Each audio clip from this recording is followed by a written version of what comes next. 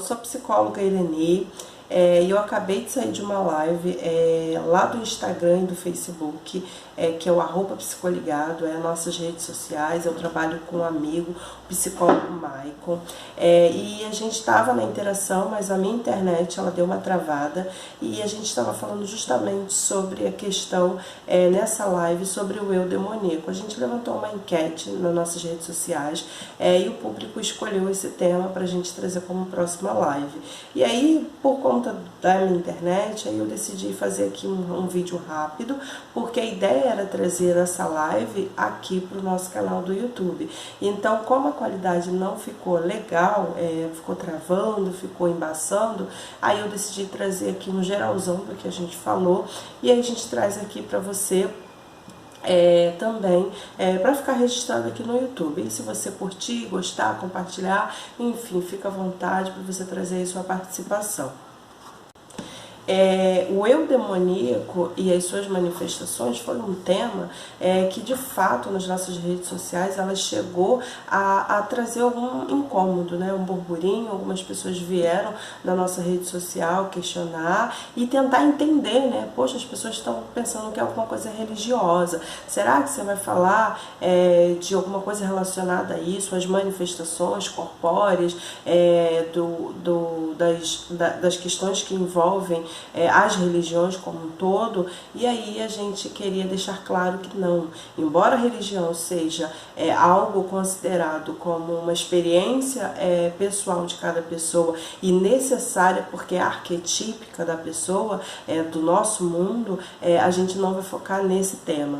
Por que que a gente trouxe o eu demoníaco? Porque é justamente algo que é renegado, algo que não é olhado e não é valorizado culturalmente na nossa sociedade. E aí, o que exatamente a gente quer explorar com esse tema? A gente, com esse livro aqui, ó, Ao Encontro da Sombra, foi por conta dele, e o nome dos autores é muita gente, os organizadores. Então, o Encontro da Sombra foi onde que também a gente se inspirou para poder estar falando sobre esse tema. Mas eu quero deixar claro aqui já de antemão que a gente não vai trazer a teoria. A gente quer falar de uma forma simples para que todas as pessoas, inclusive quem é da psicologia e quem não possa compreender, né, o que a gente vai falar. E aí, diante disso, a gente precisa colocar para vocês o que é essa sombra, né? O que é esse eu demoníaco que atua nas pessoas. Ele é bom, ele é ruim, dá para tirar? O que faz para poder se resolver com essa emoção que está aqui dentro de nós e a gente em algum momento renega ela por ser estranha a nós? Né? A gente precisa compreender que dentro da psicologia existe, o Jung ele vai chamar de algo que é considerado oposto. O Jung traz a ideia de uma psique não unilateralizada. Ele traz uma ideia de psique dual, de lados opostos. E isso significa o quê? Que nós temos luz e nós temos trevas, nós temos consciência e nós temos inconsciente. Da mesma forma que existe agressividade e existe a mansidão, da mesma forma que existe gato, que existe cachorro, que existe céu, que existe terra. Então, para toda a palavra e para toda a experiência existe um lado contrário. E esse lado contrário da nossa psique, da nossa consciência, é a sombra. E o que seria essa sombra? Vamos pensar nas nossas experiências desde o nascimento, a gente lá desde criança, e a gente é educado pelos nossos pais, nós somos ensinados, e de acordo com que essa criança ela vai tomando consciência de quem ela começa a ser ensinada do que é certo e do que é errado, do que é feio e do que é bonito. Automaticamente, conforme ela vai crescendo, existe algo dessa sombra que ela carrega como uma sacola, né, na vida dela. Assim como ela traz essa sacola de experiências positivas, consideradas, conscientes, sacola de coisas de aprendizado por conta da escola, por conta da cultura.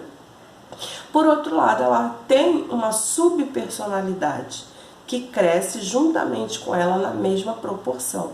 Porque para cada comportamento considerado positivo diante da sociedade, ela vai desenvolver um aspecto contrário àquela questão.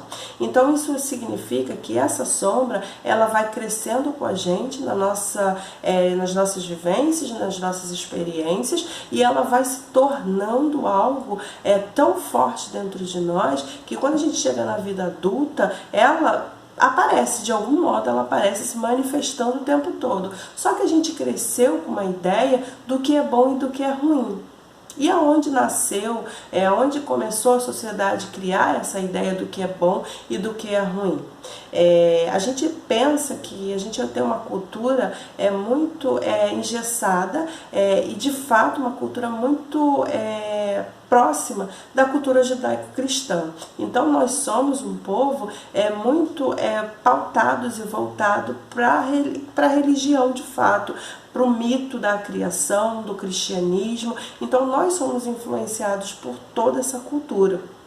E aí, se a gente for parar para pensar na questão desde a criação do mundo, quando o Criador cria Adão e cria Eva, ali já se constituiu a consciência enquanto sujeitos. O que significa isso? Quando o Criador diz para Adão e Eva, olha, vocês estão aqui no paraíso, vocês vão tem tudo para comer, você tem tudo aí que você quiser, mas aquela árvore, não mexa naquela árvore, que aquele fruto é o fruto do conhecimento, então está proibido. E aquele conhecimento, dentro da teoria da psicologia, ele vai dizer, Jung, que é a consciência. A partir do momento que Adão e Eva comem daquele fruto, eles tomam consciência da nudez que eles estavam. E aí eles tomam consciência da vergonha, eles tomam consciência do mal, de que eles fizeram algo errado. E aí nós estamos encharcados disso. Não dá para fingir que não existe. Independente da religião, nós estamos nessa cultura, e essa cultura ela nos molda de acordo com as nossas vivências. Então, a partir disso, criou-se também a ideia do bom e do mal. E quando o tempo vai passando, que vem a igreja, e a igreja, através de Santo Agostinho, ele institui a ideia, através da teologia, de que o princípio do mal é por conta da ausência do bem. Isso acaba incutindo e incutiu dentro da nossa psique, da nossa vida, de que a gente precisa rejeitar tudo que é mal e a gente olhar apenas para aquilo que é bom. E aí, com essa implicação de rejeitar tudo que é mal, e o que seria esse mal? É algo que não é aceito socialmente. É algo que a gente esconde porque a sociedade recrimina de algum mal.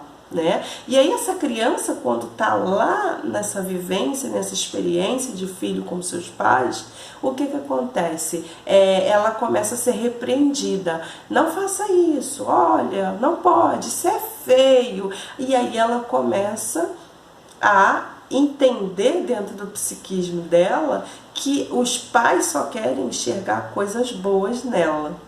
Entende? E aí quando ela começa a introjetar que ela precisa ter comportamentos positivos considerados pelos olhos do pai, ela começa a guardar essa sombra, essa subpersonalidade dentro dela. E aí, diante disso, expressões infantis que a gente ouve. Os pais, no intuito de educar os filhos, por exemplo, eles falam, fulaninho, Joãozinho, não faça isso por conta que não pode. Olha o bicho-papão, é feio, olha, você está fazendo pirraça. E todas as expressões que a gente conhece da infância e que a gente acaba, de algum modo, utilizando na nossa relação com os nossos filhos, nossos primos, sobrinhos, enfim, isso vai criando-se essa sacola. E essa sacola, pessoal, ela vai nos levar para o mundo. A gente carrega enquanto sujeito essa sacola pessoal de algo que na nossa concepção não é legal, porque a gente foi ensinado e levado a acreditar que aquilo não era bom, e a gente também carrega a sacola dos nossos pais, a sacola cultural, a sacola do ambiente, a sacola do meu derredor. E com tudo isso, quando você está numa relação com as pessoas, fica muito nítido o quanto que essas manifestações elas começam a aparecer.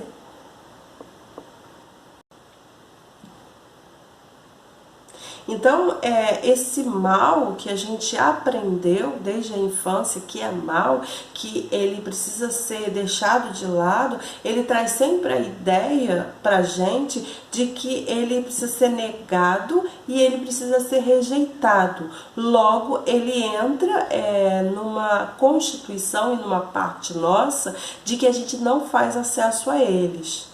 E aí a gente precisa também deixar claro aqui para você que a sombra é algo que está dentro de nós e que essa constituição da sombra não significa que seja negativo, que tenha esse aspecto mal. Embora a gente aprendeu no decorrer da nossa vida inteira de que as pessoas não podem ver aquilo, que eu não posso me expor, que eu tenho problema e dificuldade de me colocar porque alguém vai me recriminar, e a gente percebe que ali está instalada essa sombra.